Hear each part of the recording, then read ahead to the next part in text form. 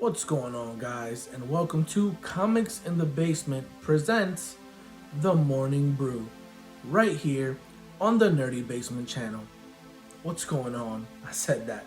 Guys, it's the inaugural episode of The Morning Brew, and this is going to be a show where Eddie and myself come on and talk about comics. And it's not going to be Eddie and myself, it's going to be Eddie or myself. And in this case, it's just myself. It's a lot of talking. I'm still working on my cup of coffee. I need y'all to cut me some slack. Alright, guys. So, in this inaugural episode, we are going to talk about my favorite character, Nightwing. Dick Grayson, Nightwing.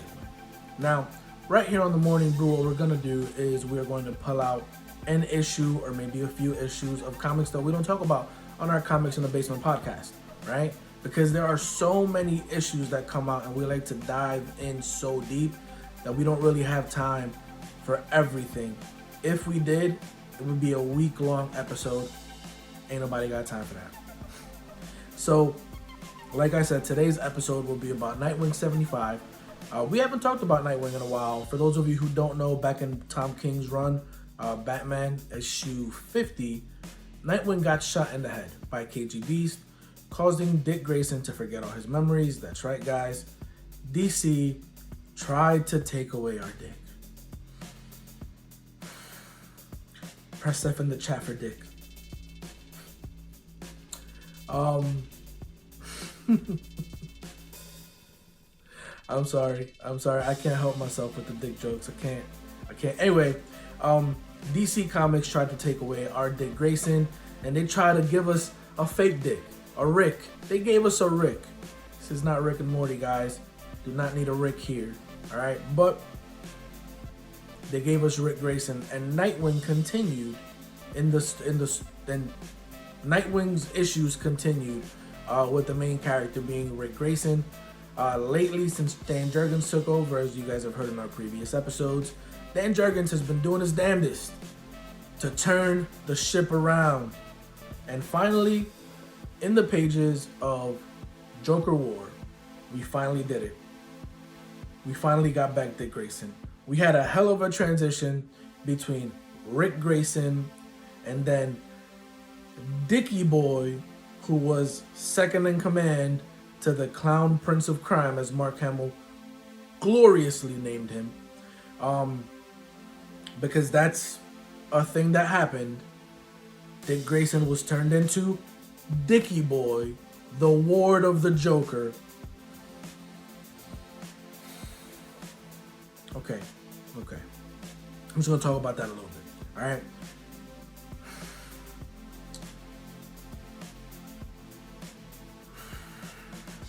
I can't even get the words out. Guys, the Joker crafted a story using the Mind Memories Crystal to convince Rick Grayson, Dick Grayson, that this whole time he has been Dickie Boy, the sidekick of the Joker, turning everything that Dick Grayson and Batman had ever fought against on its head. This is the guy who shot Barbara and paralyzed her. This is the guy who literally beat Jason Todd to death. And now he's doing it to Dick Grayson. He's taking Dick Grayson and turning his life around and making him Dickie Boy. But guys, great news. Joker War is over. The crystal has been destroyed. Dick Grayson now remembers who he is. And everything that's happened over the course of the last year is a fog. No real clue. I mean, he remembers Bia, but everything else is kind of a fog. So, Nightwing issue 75 picks up right after the events of Joker War. Alright? Dick Grayson is in his room, and in his room along with him are members of the Titans. You got Garth. You got, wow, I wanted to say Cassie Sandsmark. That's not right. You got Donna Troy. And for those of you who don't know, the three of them are the ones who actually started the Titans. It was them three who kind of banded together and said, you know, we don't want to be sidekicks forever. We want to branch out. We want to do more stuff. We want to create our own team, and that is where the Teen Titans and the Titans came from. So they've known each other for a long time. So they kind of get together, and you know, Donna and Garth are, you know, they're talking to Dick. They're telling him how great, it's so great that he's back. They can't wait for him to put on a costume and go back out there and fight crime, but he's not ready.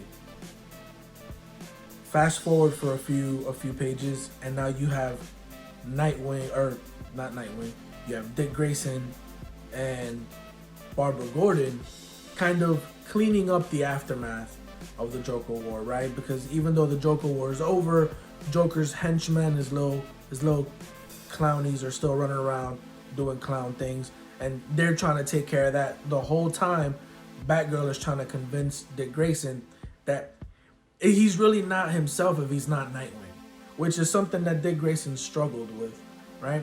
This issue 75 has touched a lot of little subtle nuances in the story and history of Dick Grayson Nightwing. Because it's not just, excuse me, it's not just his Dick Grayson personality that was affected. It was his whole life that was affected. His relationships, his friendships, his extracurricular activities, if you will. Everything from his storied long history has all been affected. And it's something that really hit him at his core and really struck a nerve with him. And he wants to get back to it, but he wants to make sure that when he gets back to it, he gets back to it right. All the meanwhile, back in Russia, KG Beast is having a drink at a bar, you know, dealing with the defeats that he's dealt with, right? When all of a sudden a couple of the other bar goers decide that they want to come up to him and want to make fun of him, and they want to say, you know, you couldn't even take out a baby bird, you can't do this, you can't do that, just ragging on him. Well, you guys know that KG Beast isn't gonna just take that sitting down. So he kills everybody in that bar. And it's dope. And he resolves that he's gonna make his way to Gotham and then to Bloodhaven and finish what he started. Guys, he's going after Nightwing. Back in the pages of the Nightwing story, Nightwing is with Bruce and they are also fighting crime. I'm assuming this happens on different nights. It'd be a lot to do in one night. But Dick Grayson and Batman are out there, they're fighting crime, and Batman has engineered a situation to corner a criminal on the rooftop where Dick Grayson got shot, on the rooftop where Dick Grayson was forced to fight Barbara, on the rooftop where his Nightwing costume is still hanging up. It's a testament to the kind of person that Bruce is. I almost said manipulator. I was gonna sound very Dick Grayson-ish, but it's true, right? Bruce Wayne is a manipulator. Even if he's manipulating you to do good things, a manipulator is still a manipulator. Whether or not you think that's a good thing or a bad thing, that's totally up to your discretion. That being said, I think in this particular case it was a good thing because it reminds Nightwing or Dick Grayson of what it is that he stands for, what it is that he fights for.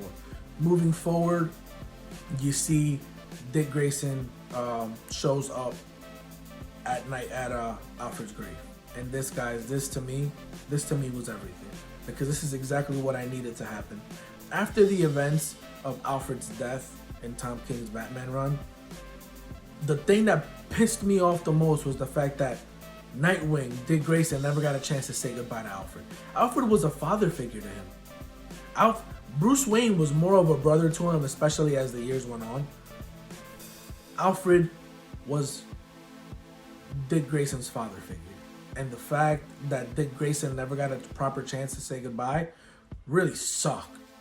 Especially when you get into the Pennyworth R.I.P. story, where Dick Grayson was just a bartender at the remembrance or the funeral or whatever it is you want to call it of his father figure. No, that was straight bullshit.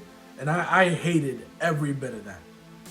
For the simple fact that Dick Grayson wasn't able to say goodbye because Dick Grayson didn't remember Alfred because at the time he was Rick Grayson. Ah, my brain hurts. My brain hurts just thinking about it.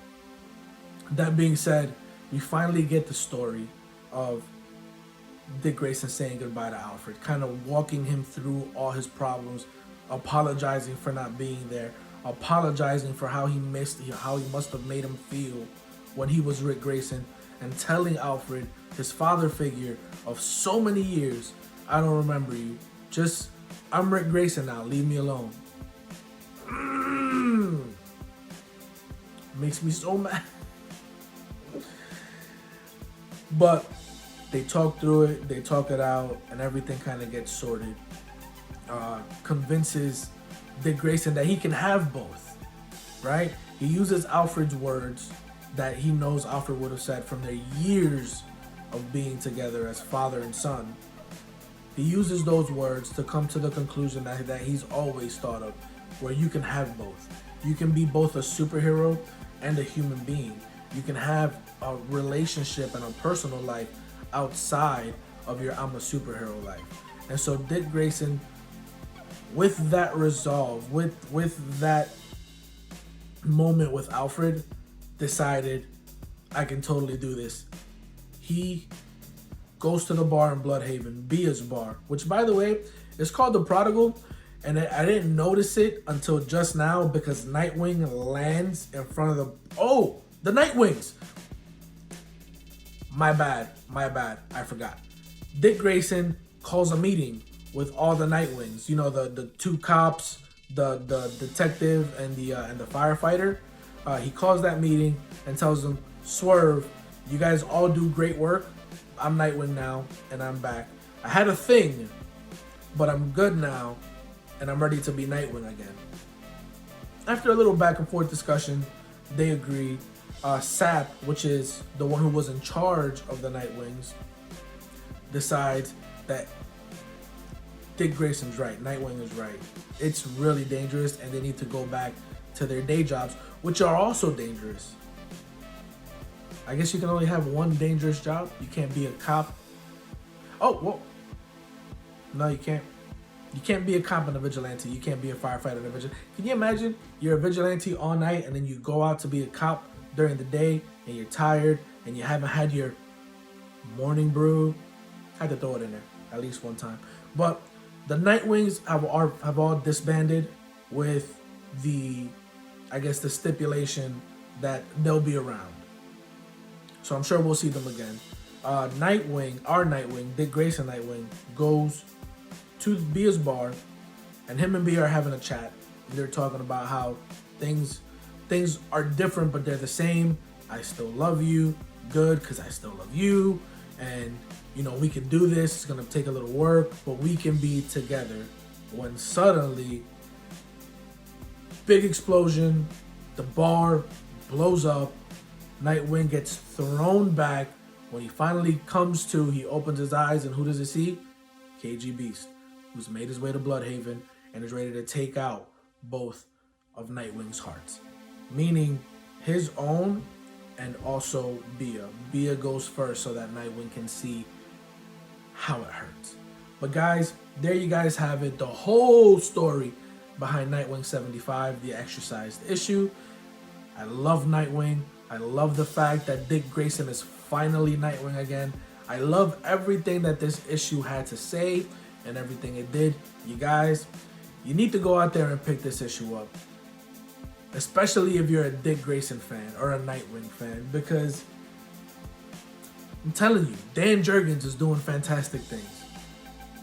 So I strongly, this is a strong recommend for me. Strong recommend. Nightwing is one of my favorite characters, and they're finally going back to basics with him. So guys, make sure you guys go out there and pick this up. I hope you guys enjoyed it, and I hope you guys enjoyed this episode of the Morning Brew. I'm gonna keep throwing it in there as often as I can. But anyway, I'm pretty sure Eddie's gonna throw it to the outro. And on that note, peace.